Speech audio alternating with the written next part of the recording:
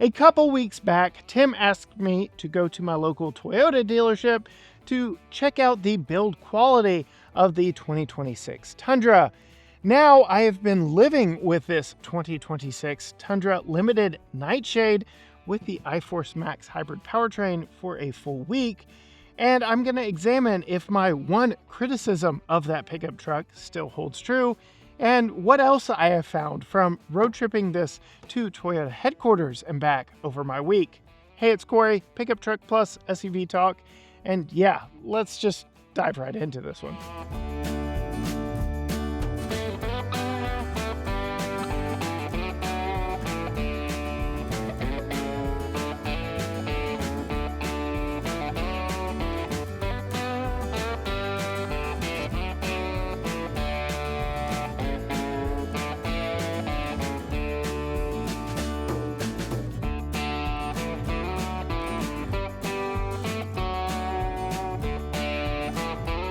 Now, if you remember, one of my biggest or my only real gripe with that last 2026 Tundra came here on the door.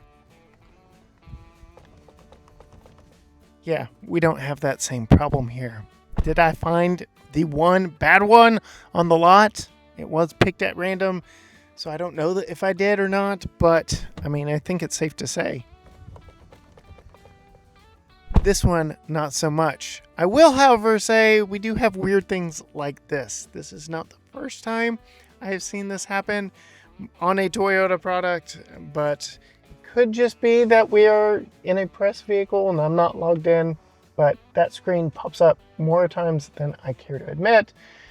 It takes away from the whole driver satisfaction of my CarPlay here, which again is not something I got to test when I had that one at the dealership, but having been living with this one for a week, I can say, yeah, it stands out a little bit. It's sponsored by my friends at Screen Pro Tech. They make the film that goes over top the infotainment screen and digital dash.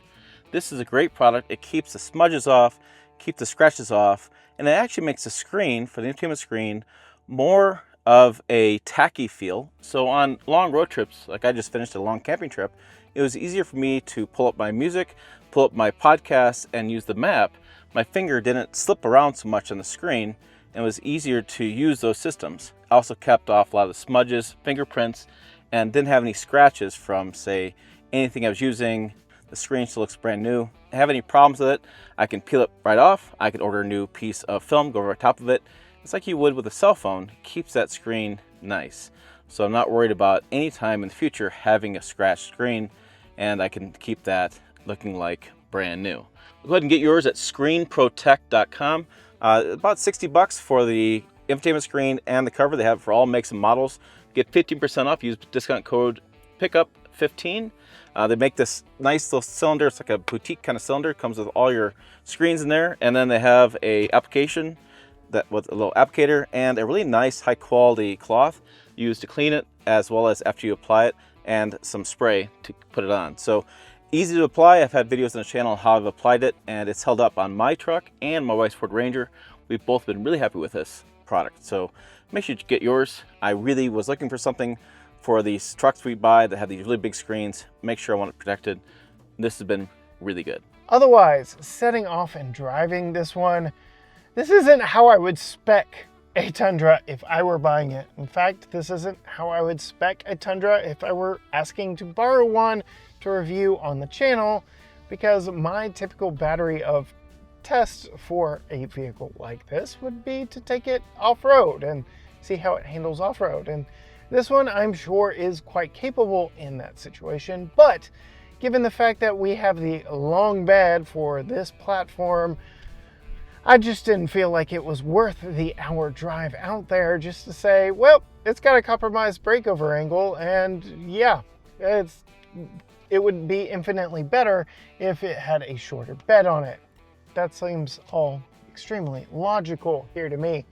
No, this one is built more for towing, and with that engine under the hood, well, let's talk about that engine under the hood. So I do want to talk about the powertrain on this one. Given that I have the iForce Max, this is the hybrid powertrain, which is not currently under recall like the non-hybrid version.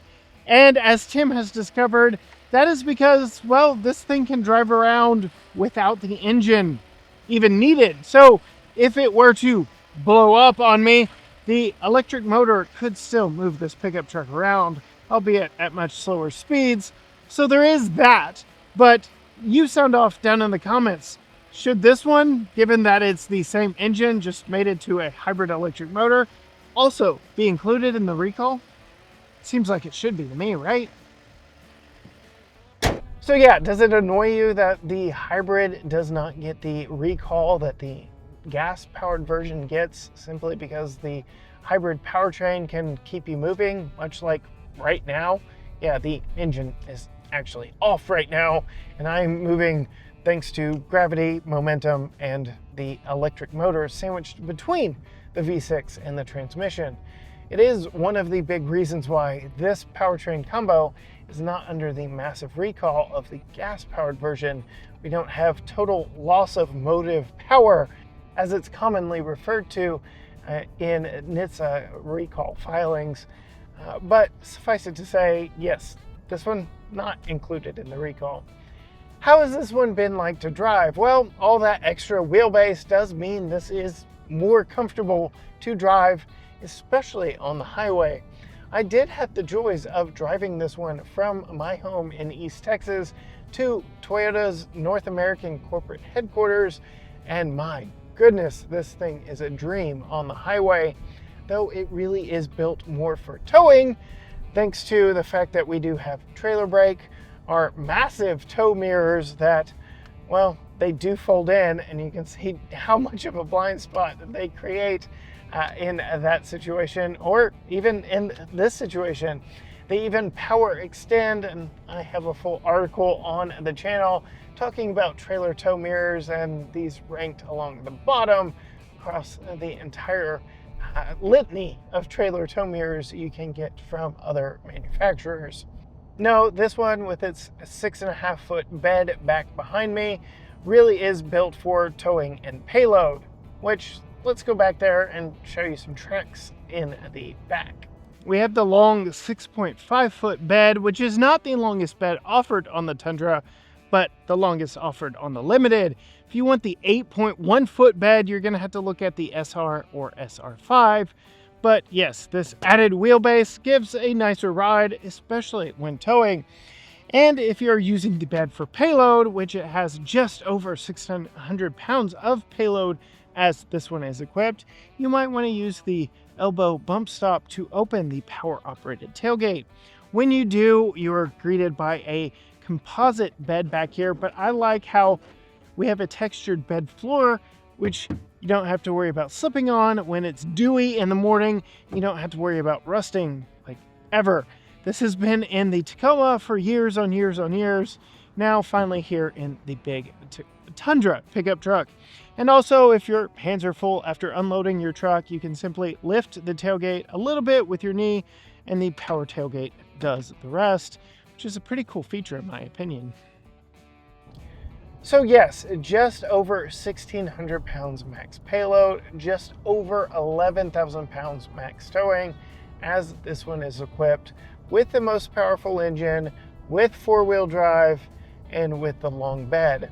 Some other additions for 2026 that we covered in that last Tundra video: no more soft tech seating. These are actual leather seats here in this Limited model. Mine just so happens to have heat and ventilation, which I really like.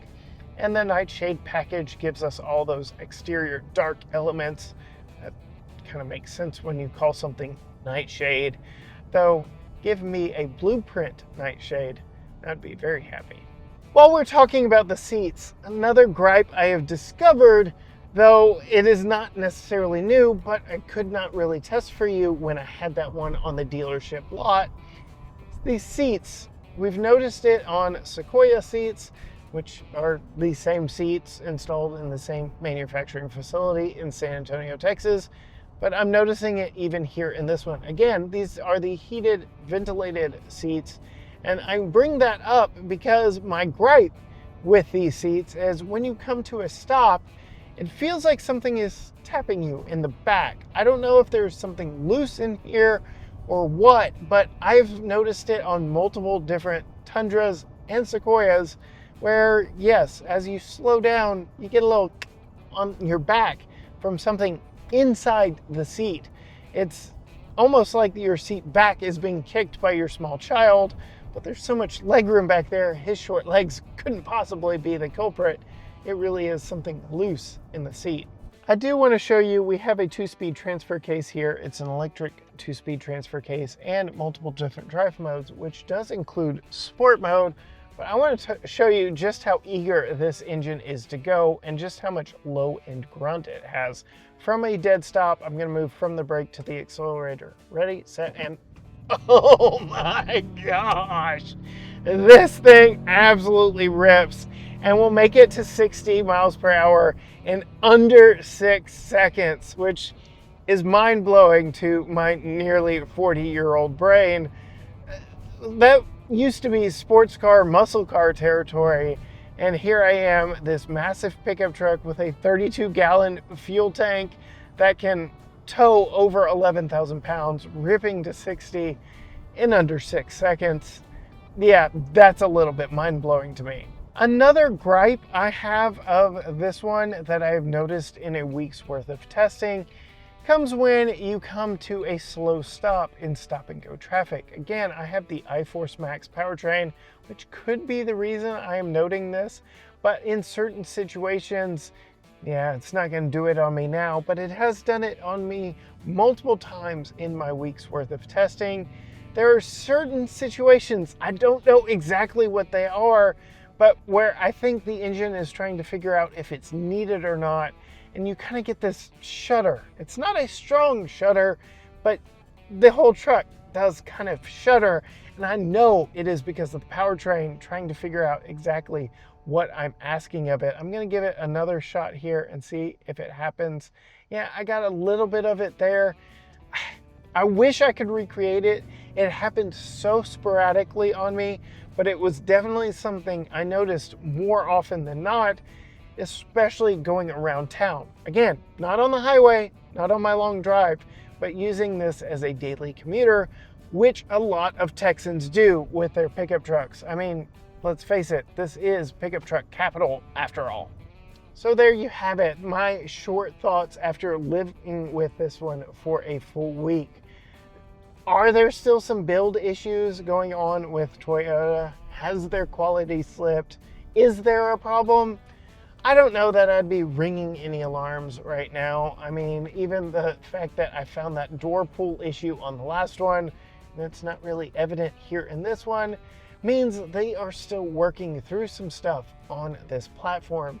If you know anything about how Toyota builds vehicles, they stick with a design for a very long time. They just happen to be turning over their entire lineup all at once, which I think is probably the biggest problem that they are experiencing. They've got their entire lineup. It's been renewed in the past 3 years alone, and they're kind of going through the growing pains with nearly their entire lineup. So there is that. I still like this pickup truck. I still think it is a good option all the way around, but you let us know down in the comments below. Have you had problems with your Tundra? Are you staying away from this platform until they figure out the issues with the engine? If you want to see more from us here on the channel, click our logo right over here. If you want to see a video that YouTube thinks you want to watch, that's just down there. But as always, I've been Corey here in the 26 Tundra, and I will see you down the road.